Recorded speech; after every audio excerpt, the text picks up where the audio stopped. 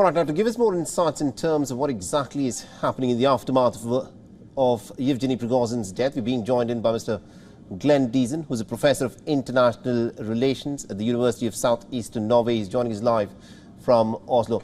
Now, Mr. Deason, this is something that is going to be talked about for a very long time. What actually resulted in Yevgeny Prigozhin's death? There are questions that are being raised about whether he's even dead at all. But the fact is, Vladimir Putin has now offered his condolences.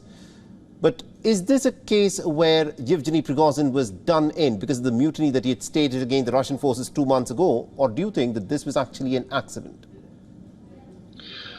Well, it doesn't seem likely to be an accident. It's too big of a coincidence, I guess. So the speculation, of course, goes around. Some arguing that it was from the Kremlin. Others argue there was perhaps some rogue elements in the Russian government. Others pointed to the United States.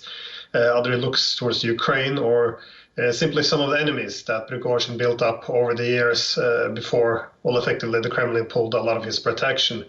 But while of course there would be, based on opportunity, it would make a lot of sense to point at Russia. There are also some arguments that points against it. For example, this was done in the middle of the BRICS meeting, which was immensely important to Russia. They did this on the territory of the Russian Federation, which was a very public death instead of having him disappear or die in Africa. And there was, and also this happened at the eve as Wagner is returning onto the battlefield in the war. So it's also a very strange time to disorganize and create so much chaos within the group. So it is a mystery, but again, I haven't excluded any possibility yet.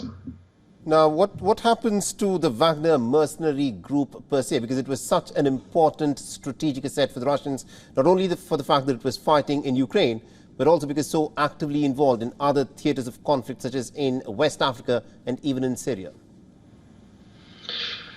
Well, I think they're going to keep Wagner because it's like private military companies have a lot of benefits. They bring in a lot of special expertise and specialization. They have flexibility. You also have reduced risk of casualty because they're very specialized. Also, they're more politically acceptable casualties as they're simply working in a military company as opposed to someone who's conscripted. You know, it's resource saving. Sometimes they even make money when they're working abroad.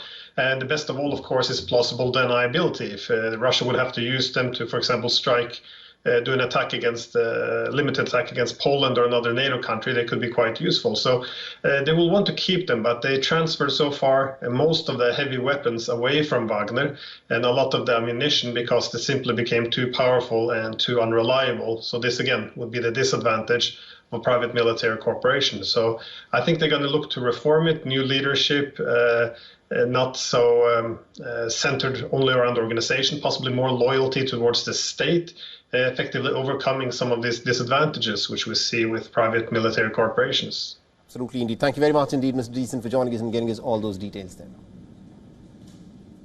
My pleasure. WION is now available in your country. Download the app now and get all the news on the move.